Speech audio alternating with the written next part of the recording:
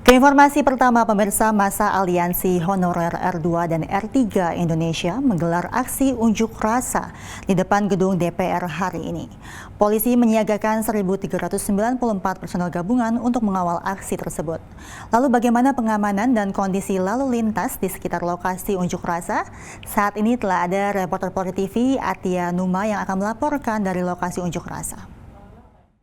Pemirsa, saat ini saya berada di depan gedung DPR, di mana aksi unjuk rasa oleh Aliansi Honorer R2 dan R3 sedang berjalan. Aksi ini sudah dimulai sejak pukul 7 pagi tadi dan diikuti oleh 13.000 massa yang menyuarakan pendapat mereka mengenai skema aturan pegawai pemerintah dengan perjanjian kerja paruh waktu, di mana aturan ini diperkenalkan oleh Kemen Pan-RB. Dan pemirsa, sebanyak 1.394 aparat keamanan sudah dikerahkan dalam mengamankan aksi demo hari ini. Dan personel gabungan ini terdiri dari Polda Metro Jaya, Polres Metro Jakarta Pusat, TNI, serta Pemda DKI yang tersebar di beberapa titik di sekitar gedung DPR. Hingga siang ini, aksi unjuk rasa berjalan kondusif, aman, dan terkendali. Pemirsa, mengenai kondisi lalu lintas, sejak pagi tadi di sekitar gedung DPR terpantau cukup padat dan sempat mengalami kemacetan.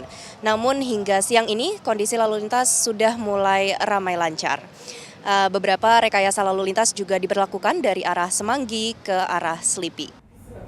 Keinformasi berikutnya, pemirsa, Polres Palopo berhasil mengamankan 2 orang tersangka berinisial AW dan SF yang bertindak sebagai kurir narkoba. Selain tersangka, 68,41 gram narkotika jenis sabu turut diamankan.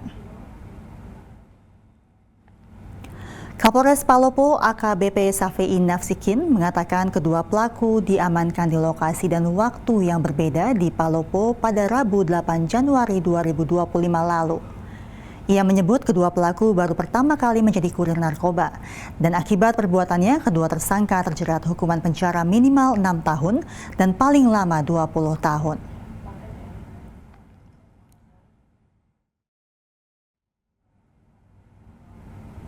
Sementara itu, Satuan Narkoba Polrestabes Makassar kembali mengungkap jaringan peredaran narkotika jenis sabu di wilayah kota Makassar, Sulawesi Selatan.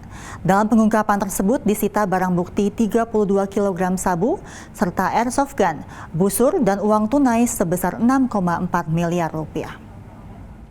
Pada pagi hari ini kita menangani kasus narkoba dari Polrestabes Makassar. Saya akan sedikit komentar. Jadi pengungkapan ini sudah dimulai dari akhir Desember. Jadi akhir Desember kemarin, tapi rekan-rekan mengetahui ada pengungkapan sebanyak 32 kg sabu dan ini terus dikembangkan. Dan dari hasil 32 kg sabu yang ditangkap pada bulan Desember lalu, kita kembangkan ada tertangkap lagi 1,5 kg sabu-sabu di Yasamin dengan 2 tersangka.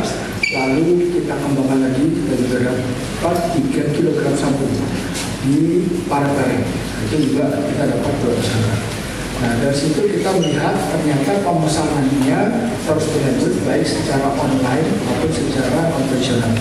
Dan itu kita kembangkan lagi kemarin, ternyata dari pemesanan online kita mendapatkan 9 orang operator. Dan itu sudah kita tangkap semua. Dari 9 orang operator ini ada 10 APK yang memang digunakan untuk bertransaksi menjual narkoba secara online.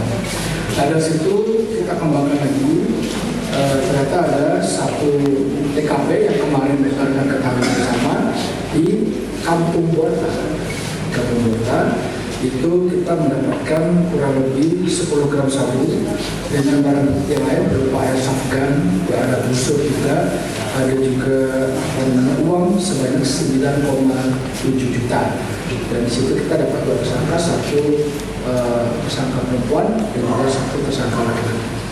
Nah, dari total semua mulai dari pengungkapan yang 1,5 kilo tadi dari bulan Januari sampai dengan sekarang kita telah mengamankan kurang lebih 15 orang tersangka. 2 diantaranya adalah di bawah umur sehingga kita tidak akan berikan di sini. Jadi total 13 orang tersangka dengan total kerugian sebanyak kurang lebih 6,4 miliar, dan kalau ini dijual ke seluruh masyarakat itu akan merugikan sekitar 24.000 jiwa. Nah, untuk para tersangka kita kenakan pasal 114 ayat 2, sub 112 ayat 2, junto 132 dengan ancaman hukuman maksimal 24 jam. Kepolisian Negara Republik Indonesia mengimbau masyarakat untuk tetap tenang menghadapi kelangkaan gas LPG 3 kg. Selanjutnya, Polri akan berkolaborasi dengan PT Pertamina sehingga masalah kelangkaan LPG 3 kg diharapkan bisa segera teratasi. Berikut pernyataan Kepala Biro Penerangan Masyarakat Divisi Humas Polri, Brigjen Pol Trunoyudo Wisnu Andiko. Beberapa perkembangan terkait dengan masyarakat, yaitu kebutuhan terhadap kebutuhan rumah tangga, dalam hal ini adalah LPG 3 kg ya. Tentunya Polri melakukan langkah-langkah pemeliharaan Kamtibmas. Apabila ini diperlukan langkah-langkah secara kolaborasi, tentu Pertamina dalam hal ini juga akan berkolaborasi dengan Polri. Namun kami himbau kepada seluruh masyarakat tetap menjaga ketertiban, kemudian juga keamanan di lingkungan, dan harapannya adalah kembali ke diri sendiri. Pemirsa, kami akan segera kembali usai jeda berikut ini.